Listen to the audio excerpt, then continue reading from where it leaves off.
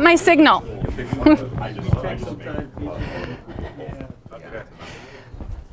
All right, let me say I was listening in, a lot of great conversation going on.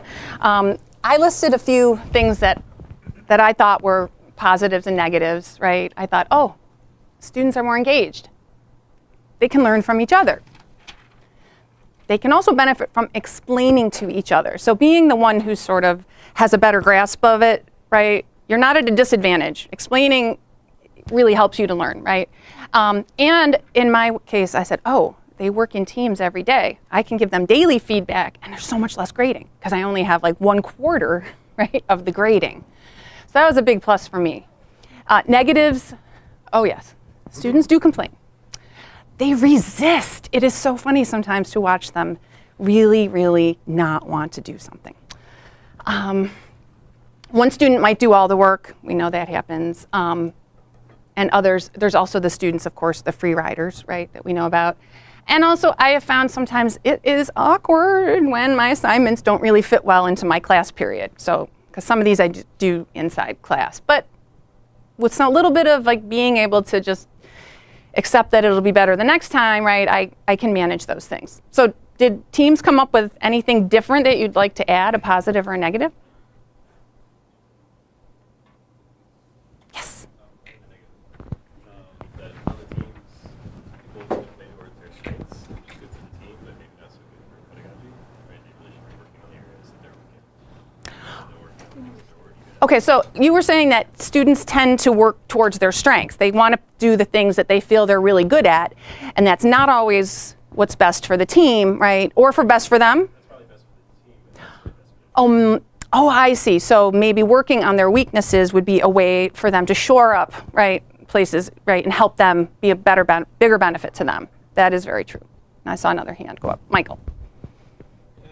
A carefully chosen project that is impossible for a single student to carry out may allow students to do things that are impossible for a single student. Ah, yes. So that's a positive, right, is that I can assign something that's bigger, that's more, I don't know, I want to call it meatier. You know what I'm getting at. A bigger learning opportunity, right? But because you have a team working on it instead of just one person, that makes it possible. That's a great one. Yes. Yes. So we had, on a negative, there's not enough time and in some cases knowledge to be able to teach teamwork in addition to what you're trying to do with the project. I understand that a lot. How do I teach teamwork? And yet sometimes I think that is more important than the statistics content that I give them, right? They're going to be able to take some of that further. But I get it. It's hard. Yeah. Anything else to add? Yes, Jen? So when you have a team, I guess how do you evaluate the team? Could be negative because you had students passing the course and they're just getting by with their team. Yeah. They don't necessarily deserve. That is, I think, one of the hardest things. How do you evaluate? And we can talk, I have a couple of things that I use. It's not perfect. And I also often think back to what happens on the teams that I work on as a faculty member. And we turn in a report at the end. And yeah, sometimes people know who did more work, who did less work. How do we split up the credit for that? Who gets a bigger raise and who gets a smaller raise? Right? There's a lot of that too, and I know. It hurts, right? That doesn't seem fair. It doesn't seem right. But in the end too, I know. I tell my students, it catches up to people after a while. May not catch up right now, right? But down the road, it might, and you just have to sometimes move on. I know, that's a terrible answer. So I'm hoping maybe some of you will come up with some ways that sound a little bit better, like how could we maybe adjust that a little bit, right? So that was really the hardest thing that I had. So let's talk about cooperative learning is, right, peers working together. Usually it's a pretty structured activity. So I use it a lot for in-class activities, right, generally more at the introductory level. But according to all the research on cooperative learning, there's 5 elements that you need. The first is positive interdependence. You have to make it so that they need each other. right, to complete the assignment. Individual accountability, that's what you've all been talking about, right? We don't want this person just to be able to get off and get credit for not doing work. Promotive interaction, right? Again, how are you promoting that they're going to be working together, right? How do you build that, some of that into your assignments themselves? Interpersonal skills, yes, it helps if you like working with other people. And you have communication skills, and there's a lot of other things that go into that. And the last part is the team processing, meaning that they have to think about their own team dynamics, right? And how they're working together and how they might do better. So we'll talk more about those in a minute. And then I just wanted to mention also collaborative learning uses a lot of the same elements. It's considered to be similar, but students work a lot more independently of the instructor. So I would say that I use that more in my advanced classes where I have an out-of-class project. And so they're working a lot more without me, but I still need to make sure that they've got all the elements so that they can be successful. Aha. So this is sort of my idea about teamwork, is that it's like having a treehouse. A treehouse is not going to stay in the tree unless you support it, right? You need to have really good supports in place. Teamwork is not going to be successful if you don't have any supports in place for it, right? It's going to fall apart. Well, it's not guaranteed, but it's more likely. So what kind of supports? Let's start talking about that. So your next task at your tables, I know I gave you really brief descriptions of what the 5 elements are, but could you guys pick one and think about what could you do, right? What structure could you put in place that would support one of these? So just pick one at your table. You don't all have to do a different one. No, I'm going to let you pick whichever one your table wants. It might be more effective if I broke up the task. That's okay. Now that I'm thinking about it, but you know, that's fine.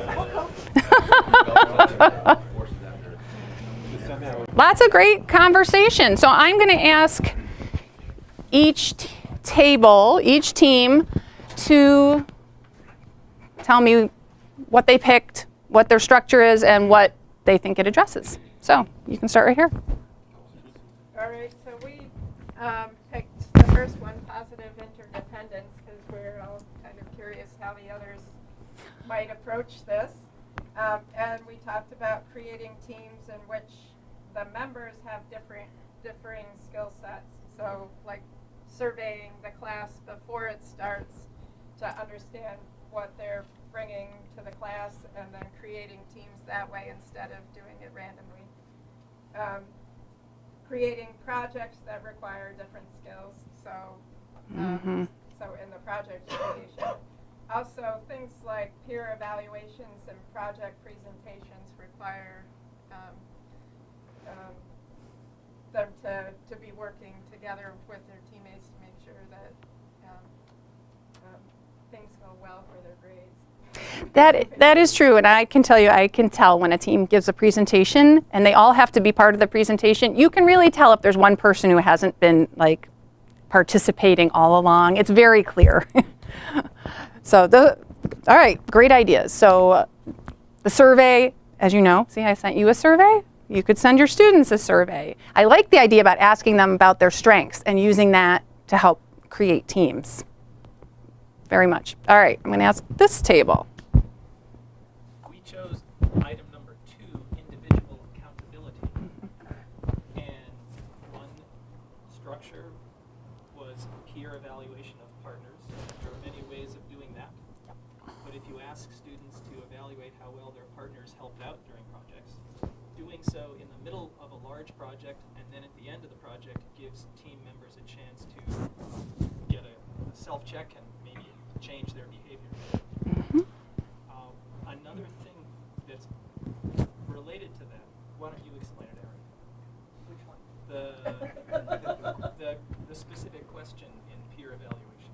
Oh, about an inclusive environment. Yeah, so I had a particular team which was going not well last year, and resulted in a conversation between me and the Title IX office. Not in order to determine how big an issue it was. It wasn't catastrophic, Okay, but it was gotcha. concerning. And one of the things that came out of that conversation, in my conversation with the student, is she was okay, but she wanted to see some change to maybe prevent issues in the future. So as a result, I've added to any class I teach, all the peer evals, a question. They have to ask for all of their peers and themselves. Do you agree or disagree this student has contributed towards creating an inclusive environment where everyone can contribute to the best of their ability? And Stacy helped me with the phrasing that it's very open, it's not specific to any one thing. And it's turned out really great. It's actually helped me uncover situations where the student that I thought was being disruptive based on behavior I saw in class, that my expectation was that out of class he was even more distracting and probably not letting them get any work done. Turns out his team loved that he was that way. That he did know when to stop. He kept them all engaged, and I would have interpreted it differently. And there's been other more personal things that have come out of that question also, but that's a great example. I think that is a wonderful example, right? So it really gets at the heart of what you're trying to do, right, without over-prescribing, yes. Yeah, and I include I see a lot of faculty from how I've taught those classes before. So I still use a lot of what's from those surveys, and that's just the one thing I've added to it. So there's all the usual, what effort did they contribute, and general feedback, that kind of stuff. What was that language? Do you I'm doing it as a how strongly, so a rating. But how strongly do you agree or disagree with this team member has contributed towards creating an inclusive environment where everyone can contribute to the best of their ability? Okay. And yeah, it's worked out well for me. Before I forget, Carol, Yes. I don't know what you are planning to do with this, Yes. but I hope you collect it or something like that. Yes. I can absolutely collect and share. Yes. Thank you, Larry. I appreciate that. All right. Marcos, your table? So we went with number 2 as well. Let's see. It seemed like it was really, all answers were a variant of peer assessment as well. I think the answers ranged from a report out individually of how you felt the team was working and how were others contributing to the team. There was one assessment that would say, take your best guess at percentage contribution relative to other team members, so it was equitably distributed. That would be a good indicator of the Yep. units that would be captured. We did something similar as well with presentations. I use a peer evaluation survey from developed at Purdue. It has been particularly useful in terms of diagnosing, and like the comment was made, I do it actually 4 times throughout the semester. So my project that runs the whole semester. So we can. Is this an online survey or paper? I think they have it online if you want to pay for it, or I got the paper and created my own. Gotcha. Survey, which is fine. Right. But I mean, and they do much more. And they help with team assignment and everything like that. But I think part of this got so for me, part of it's also rooted in the team assignment process because I use a personality instrument to distribute team members and assign them. Right. To try to make sure that there's a diversity of skills within that. So that coupled with the periodic intervention, allows correction of behavior. So that's some of the attempts, some of the things that we talked about. Right. Okay. So more good ideas, having them assess each other and doing it multiple times, right, with questions that get at what we want. So now, Dina, your table. We kind of talked about a lot of different, so okay, I'll tell you about one that. Could you hold just one sec? I'm letting the interpreter get in place. Sorry. Okay. All right. Now. So I'm not sure if this is 1, because that's where we started, or 3. But because we were talking about a lot of stuff that sounded kind of negative of punishing students, and we were trying to say, well, how could you be positive? And so I shared something I do in my class, which is after an exam, I pick out the questions that were most often missed in the class, and then I put together teams based on students getting, and these are questions that usually more than 50% of the class got wrong. So I will be able to make teams where usually somebody in the group got it. Somebody in the group got each question right, not the same person. Right. And so then I don't tell them who got it right, but I tell them you need to work together and figure out what the right answer is. And each person needs to be able to explain it in writing, and then if you get it right, you get bonus points on the exam. And that kind of teaches them that they can help each other, that teamwork is a good thing, and that they can, and they love bonus points. Of course they do. I like that, turning it around to the positive, and then again creating the teams, right, by you're trying to mix again by their strengths, yes, as shown on the exam. Nice, nice. Colin? Yeah, we talked about number one, probably because it's the first one. Yep. Yeah, so Bruce had a pretty good idea here about in class having the students work at whiteboards and then requiring them to all work together on the first step and then work on the second step, so that they weren't allowed to, divide and conquer, and that kept everybody working together. Mm. Can you add anything? Or? I mean, that's pretty much that. The other thing, it doesn't have to be whiteboard. It could be any case in which you have a resource that you can limit, so that everyone has to share that resource. So if it's a computer, have another class where we do paired programming. So we have one computer for every 2 students. So that forces people to interact and to collaborate. What a good idea. You notice that I gave each table just one copy of the handout. Same idea. Thank you. And our final table in the corner. Jen?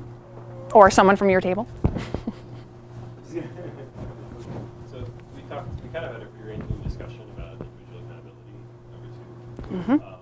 First thing we started talking about just identifying individual issues with teams, and so we talked about peer evaluation tools, talked about group effort on, individual effort on team homeworks. And then the other thing that we started to talk about was, once it's been identified, how do you intervene?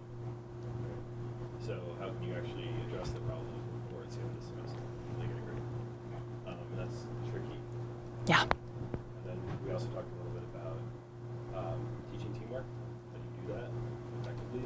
How much of the class should be involved in that? And then ultimately, we did kind of mention that ultimately individual accountability comes to their grade. Right? We're going to participate on the team. You really shouldn't pass the class. Right. And that's a hard thing to do. It is. I agree. The grading thing is still kind of sticky. I'm hearing some ideas, but there's no perfect solution to that. Right, I do agree about teaching teamwork is also important, and I always thought that I did not have the time to spend on teamwork. Right? I have to get to the material.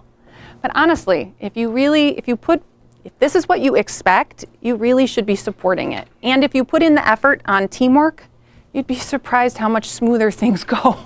The whole rest of the way can be so much easier. And then, right, you're wanting them to be able to teach each other in some ways, right? And that really happens if your teams are functioning effectively. So I think it's really worth it. So for whatever ideas you have that you're putting in place, if there's something you can teach, and if you can take the time even just to explain, why are they working in teams?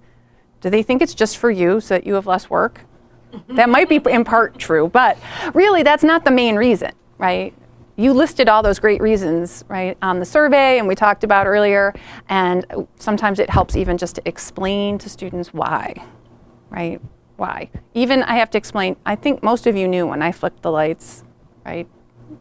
that we're coming back together. But my students ask me why. Why do you do that? I feel like I'm in elementary school again. They said, well, you know, we have some people in our room who can't hear me when I say, hey, everybody, it's time to bring your attention back to the front of the room. Yeah, I'm talking about you two. But it's true. And once I've explained it, it doesn't bother them anymore. Oh, okay, there's a reason why she's doing this. It's not just because she wants to treat us like we're in 3rd grade. Wow, so many great ideas. I am going to be collecting these sheets later, and I will indeed share them. So many great ideas. So what I wanted, I can't even remember what's on the rest of my slides. Let's keep going and look. Oh, nope.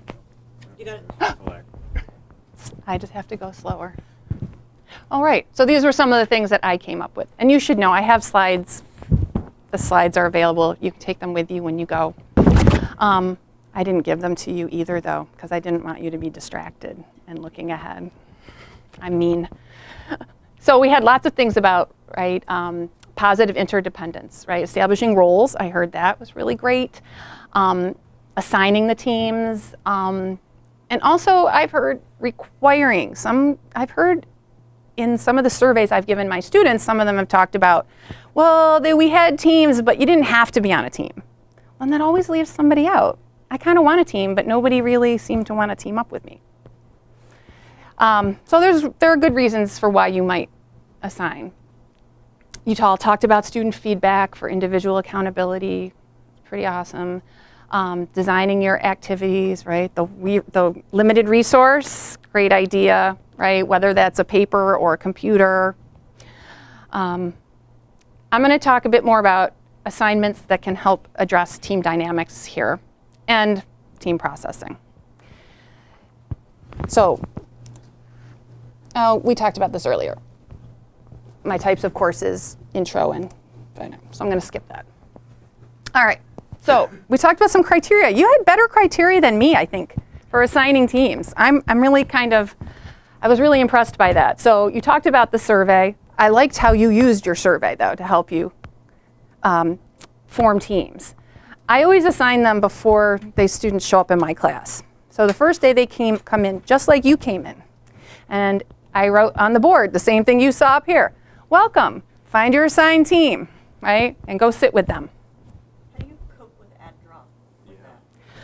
Yes, I have to do a little bit of maneuvering. That is true. I usually don't have a ton of students who do the add drop. It's usually just a couple out of like 35. So, but yes, there is a little bit of adjusting. But I kind of want them to know from day one, this is what this class is about. And if you don't like it, find another section.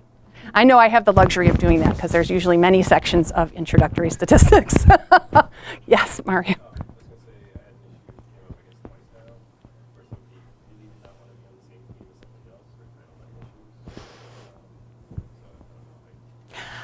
You know, I would worry about that. You know, if someone had issues about being on the team with someone else. I'm usually in an intro class. That's where I have to do it. So I usually do 4 students, and I make sure there's always, if I can, if it's a mixed gender team, I try to have 2 women and 2 men, right? I can tell you 3 women and 1 man will work, usually. 3 men and 1 woman, not generally a good idea. And it's hard to know before you get in, but that's why I try to do that. But if there's an issue, yeah, you can switch people around. I've had more of sometimes communication issues. I used to look at my class list and see, oh, who's NTID supported? I'll use 2 of them and 2 people who aren't. Guess what? That's not a good way of doing that.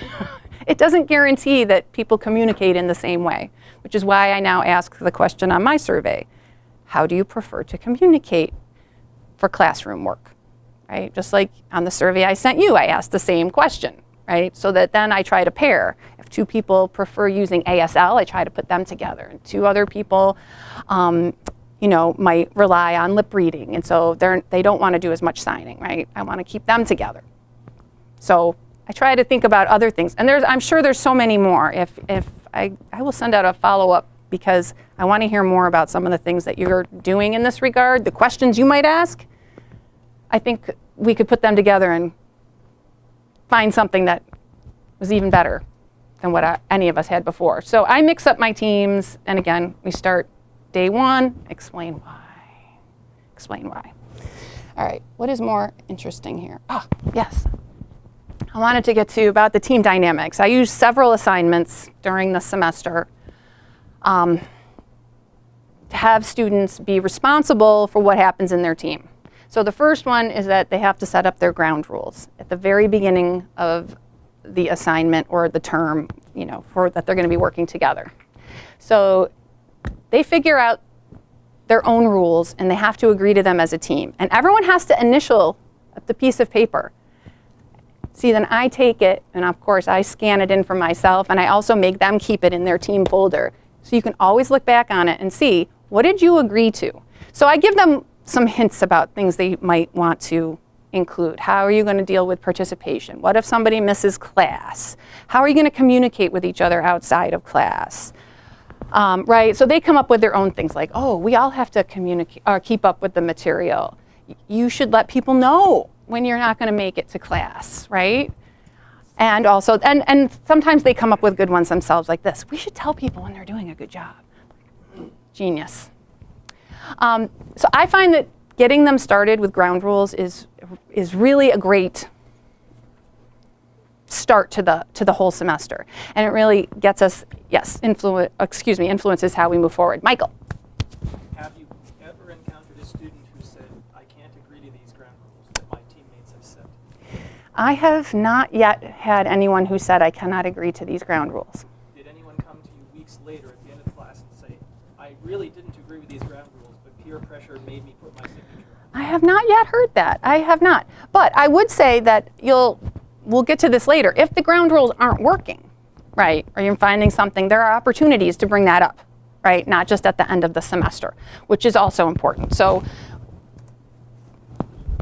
the feedback thing that you talked about, I do something similar. Oh, I'm sorry, Mario. Should I back up? Do you want questions now or should Yeah, go ahead. Sure. Yeah. So in the team rules, do you talk about consequences, or do you have the students talk about consequences if people don't follow the team rules? What are some examples of consequences Oh. you came up with? I have not had them say, well, what would happen if someone didn't follow the rule? I don't think so. But I have had them say, what will you do if a conflict arises? That's part of what they have to come up with. So often they'll say, well, first thing we'll do is we'll vote among ourselves. And if we're tied or we can't come up with a solution, then we'll ask the instructor to come over and help us. So I do make them come up with at the beginning, what are you going to do if there's a conflict? And that's kind of important because you don't want to be in the midst of a conflict and have to decide how you're going to deal with the conflict, right? It's much easier, right? That's why we have fire drills, so that we know what to do when there's a fire. And so if your teams can at least try to address that, I don't know what they could make the consequences. It's not really, yeah, there are limits to that, but they can lay out what they expect of each other, and maybe that's more of the carrot, you know, like we're just expecting this type of behavior. That's a good point, right? What happens if things really start to fall apart? I guess then it would fall on me. That's a good point. Any other suggestions on that? Oh, thank you. Mike.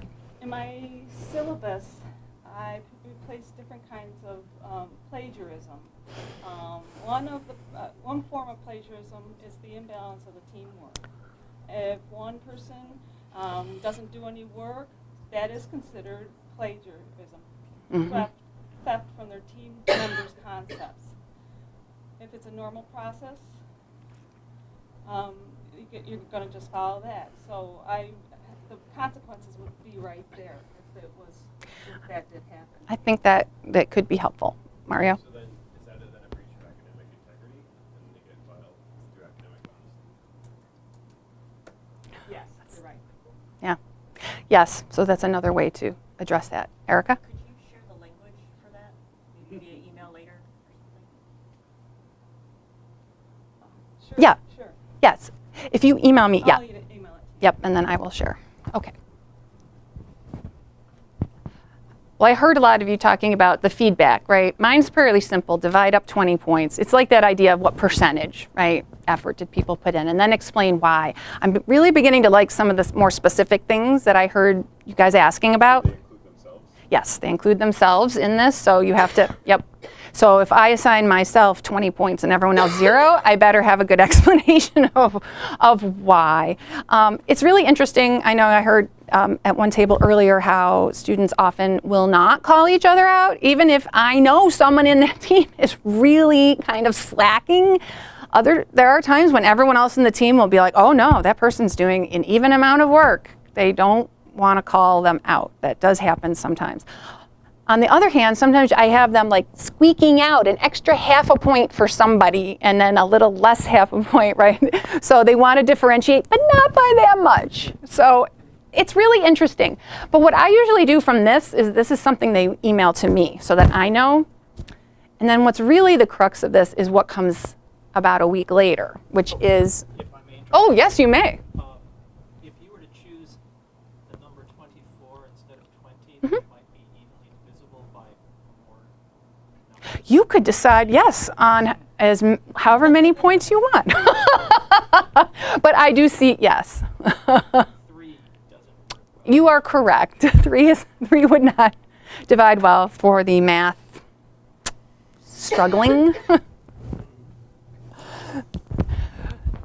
So about a week after I got all this feedback from people, and often when they sent it to me, I might write them back and say, oh, you complained about so-and-so not, participating very much. And I let them know the next assignment that's coming is called a learning cycle, right? Where your team is going to work together to decide what do you do well, what could you do better, and what are you going to implement to improve.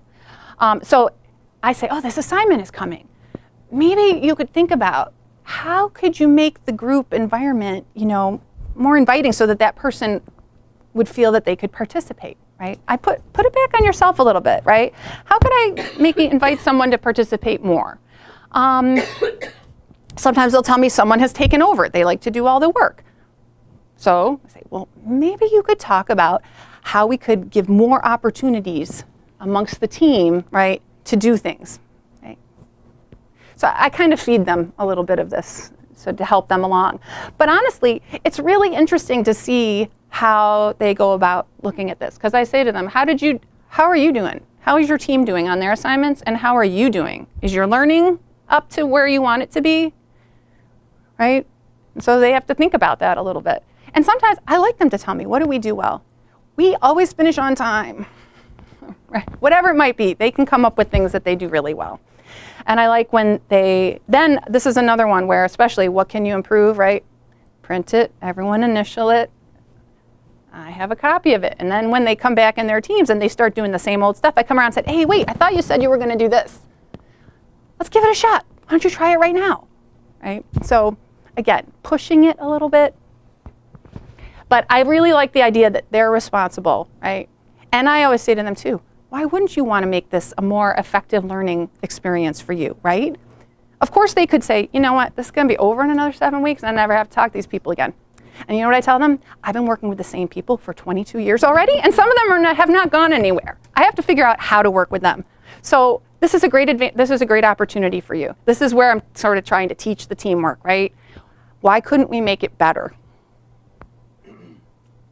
Yeah. So that's not the case-by-case basis with each team, or is it Each team has to fill one of these out. right? Yeah. So the feedback you're giving is tailored. Oh, yes. When they send me their individual feedback, that's when I write to them and say, oh, why don't you bring this up in your team learning cycle next week? Consider blah, blah, blah. I see. So depending on how the team's doing, they'll get different experiences in different areas of learning. Yep. And so sometimes, too, I will also add my own things to their learning cycle. If I think, oh, you guys, I think you also need to work on this, I can add my own. No, I usually do this once, maybe twice during the semester, right? Larry, did you have something to No, I add? think that's the answer. How many times? How many times? Do it. Right. Sorry. No, go ahead. Then in the next learning cycle, you go back and see what they actually implemented. If they Yeah. worked. Yep. Go back to see what did they do. All right. I know we're just about out of time here, so I wanted to just go over a couple things here. What's important? What are you doing, right? Emphasizing the inclusion piece, I think, is really important, right? Everything's most effective when everyone's involved. Providing or requiring tools for communication. I know you said you make your students use the whiteboard sometimes, right? Or use a computer. I find that that can be really helpful, especially when my teams are mixed often with deaf and hearing students. And so I, at first, have to really make them go use their whiteboards. Right? For hearing students, it's not like a natural. But then when they get used to it, most of them really do like that. And they also like the fact that when I look around the room, I can tell what teams are kind of going down the wrong path, and I can intervene, right? Ask them some questions and get them back in going in the correct direction. All right, and of course, modeling good practices, making sure everybody can see, asking questions, right? Opening up for them to do that. Also with my mixed teams, I make sure they know interpreters are there in the room for those of us who cannot communicate, right, with others. That includes me. I can't sign effectively for myself. I do a little, but I need help. So that's why we have interpreters there. It's really great to kind of drive that home. So I think I have one more slide I'm going to show you, and then I'm going to close it up. So a couple things. Michael, could you hand out, could you make sure everybody gets the slides? So he'll hand that out because these are all on there. And part of what my last few suggestions here, a lot of them come from either my experience or the surveys that I give my students, separate from student evaluations at the end of the semester. So number one is don't be wishy-washy. If you require teams, you require them, right? Assign them. Oh, you had a great thing, right? You thought, oh, I thought somebody wasn't a good participator. Anyway, ask, right? If you think something may not be going the way you think, ask, because sometimes the answers surprise you, that the students have like, we have this all worked out here. It may not appear that way to you, but we're okay. I always say be a frequent visitor to teams. I want to know how is your work progressing and how are you working well together. So I didn't have a lot of extra chairs here today, but often I'll go and just sit down with a team, right? They're sitting together in class. I go sit with them for a couple minutes and talk about how their work is going. I assign points to ground rules. I assign points to the feedback. I assign points to the learning cycles. That shows that it's important. We talked, I think at your table there talked about points, right? Points are important. That's how you show, right? Same way around here. How do we know something's important to RIT? They're willing to pay, right? So when you're willing to pay in points, that's going to get you. And also, tell people they're doing a good job. Oh, they came back again. Right? So I always like to point out when people are doing something really well and let the rest of the class know. So I'm gonna end it here. I'm gonna stick around for another 10, 15 minutes here if anybody wants to chat more, but I want to be very cognizant of your time. I really appreciated you all coming today. It was a great discussion, and I look forward to all of us sharing more. So thank you very much.